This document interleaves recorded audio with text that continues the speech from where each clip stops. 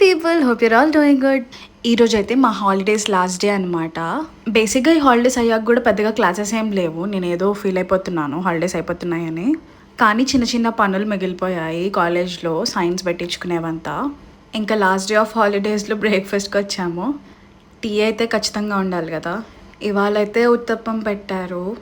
ఇక్కడ ఇది హెన్రీ, ఇది పిక్సీ అని చూపిస్తున్నాను. ఏతులకి పోయి నేను 4 ఉత్తప్పాలు వేయించుకున్నాను. టేస్ట్ బాగానే ఉంటుంది. అసలు ఇంట్లో ఉత్తప్పాలు చేస్తే అసలు నేను తినను కూడా తిన్నాను, అందుకని మా అమ్మ చేయను కూడా చేయదనమాట. అండ్ ఈ చట్నీ అయితే నేను అస్సలు తినను. మా మమ్మీ నా కోసం సపరేట్గా మళ్ళీ టొమాటో చట్నీ అని చేస్తూ ఉంటుంది. ఏం చేస్తాం, దేశం మారాం కదా, భరించాలి కొన్ని కొన్ని.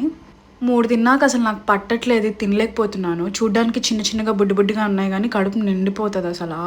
కాసేపు మేము పొడిల గురించి మాట్లాడుకున్నాం. చెప్పా కదా మా డిస్కషన్స్ ఎట్లా ఉంటాయో. మన తెలంగాణ వాళ్ళు ఎక్కువగా పొడిలు అవన్నీ చేసుకోరు కదా. నాకు ఎక్కువ ఆంధ్ర ఫ్రెండ్స్ అనమాట. ఒక్కొక్కరు ఒక్కొక్క పొడి చెప్తూ ఉంటారు. అండ్ వాళ్ళు తెచ్చినప్పుడు టేస్ట్ కూడా చేసేస్తూ ఉంటా. అండ్ మన పచ్చట్లు అంటే వాళ్ళకి చాలా ఇష్టము. ఆ లాస్ట్ 2 తినడానికి ఎంత కష్టపడుతున్నామో మీకు ఎలా చెప్పాలో నాకు అర్థం కావట్లేదు.